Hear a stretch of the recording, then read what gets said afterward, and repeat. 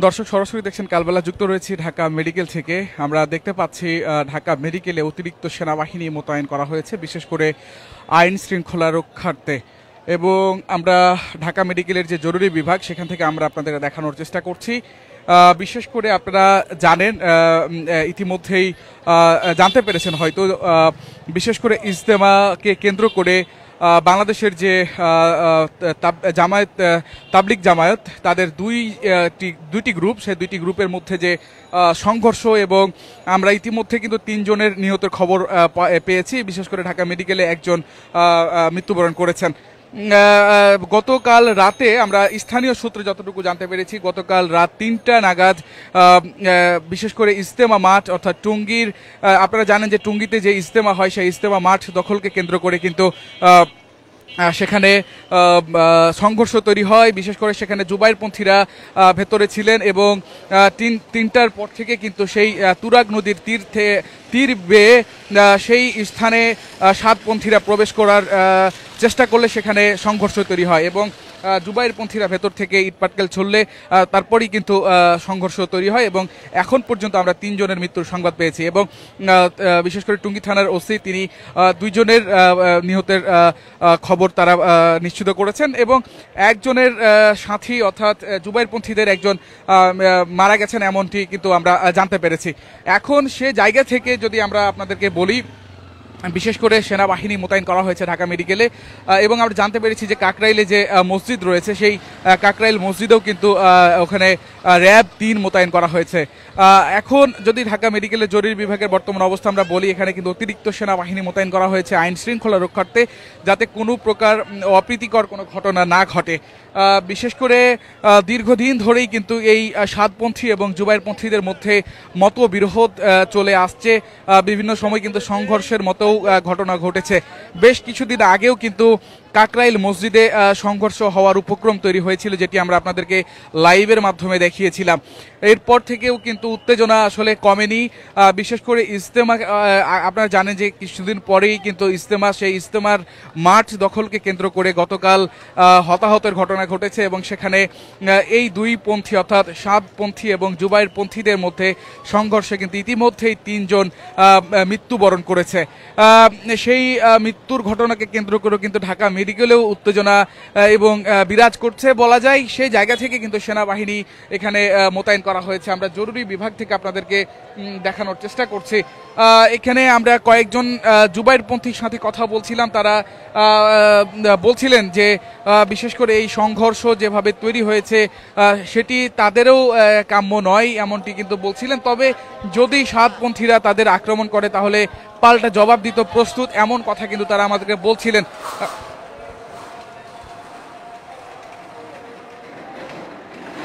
যতটুকু তাদের সাথে কথা বলে মনে হয়েছে, আসলে কেউ কাউকে ছাড় দিতে নারাজ।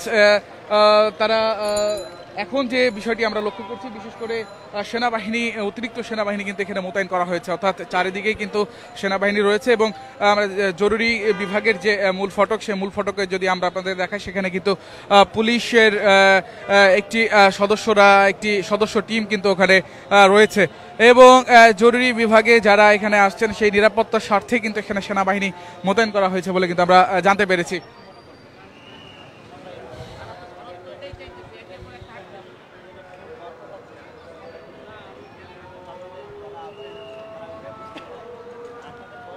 দর্শক সরাসরি দেখছেন কালবেলা, যুক্ত রয়েছি ঢাকা মেডিকেল থেকে, এবং বর্তমান যে ঢাকা মেডিকেলের বর্তমান অবস্থা সেটি আমরা আপনাদেরকে দেখানোর চেষ্টা করেছি। আমরা জানতে পেরেছি কাকরাইল যে মসজিদ রয়েছে, সেই মসজিদেও কিন্তু সেখানেও আইন শৃঙ্খলা রক্ষাকারী বাহিনী মোতায়েন করা হয়েছে নিরাপত্তার স্বার্থে।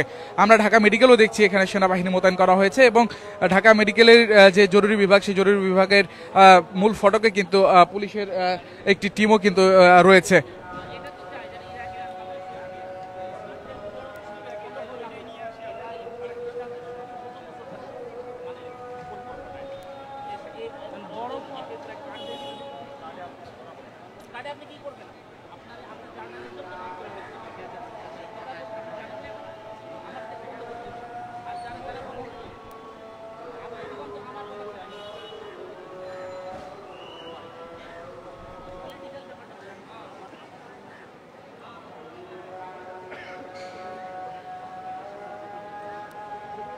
দর্শক সরাসরি দেখছেন কালবেলা যুক্ত রয়েছে ঢাকা মেডিকেল জরুরি বিভাগের সামনে থেকে আপনাদেরকে বর্তমান পরিস্থিতি আমি দেখানোর চেষ্টা করছি। সঙ্গে রয়েছে আমি ইসমু আহমেদ আপনাদের সঙ্গে।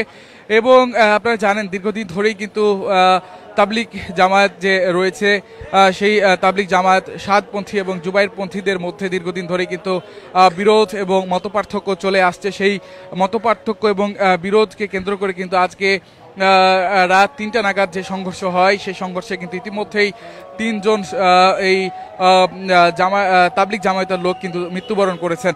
এবং আমরা আপনাদেরকে দেখানোর চেষ্টা করছি, বিশেষ করে স্থানীয় সূত্রে যতটুকু আমরা জানতে পেরেছি, ঠিক রাত ৩টা নাগাদ ইজতেমা মাঠে ভেতরে অবস্থান নিয়েছিলেন জুবাইরপন্থীরা। এরপরে ৩টা নাগাদ কিন্তু সাদপন্থীরা তারা তুরাগ নদীর তীর ধরে ইজতেমা মাঠে প্রবেশ করে এবং ঢোকার চেষ্টা করে। সে সময় কিন্তু ভেতর থেকে জুবাইরপন্থীরা ইট পাটকেল ছড়ে।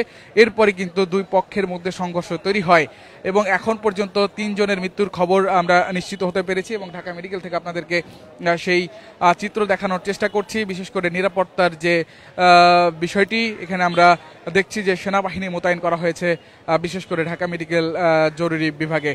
এবং এখানে উত্তেজনামূলক কিন্তু একটি পরিস্থিতি আমরা লক্ষ্য করছি। এবং সেনাবাহিনীর পাশাপাশি আমরা মূল ফটকে, অর্থাৎ ঢাকা মেডিকেল কলেজের যে মূল ফটক বিশেষ করে জরুরি বিভাগের, সেখানেও কিন্তু পুলিশের একটি টিমকে মোতায়েন করা হয়েছে।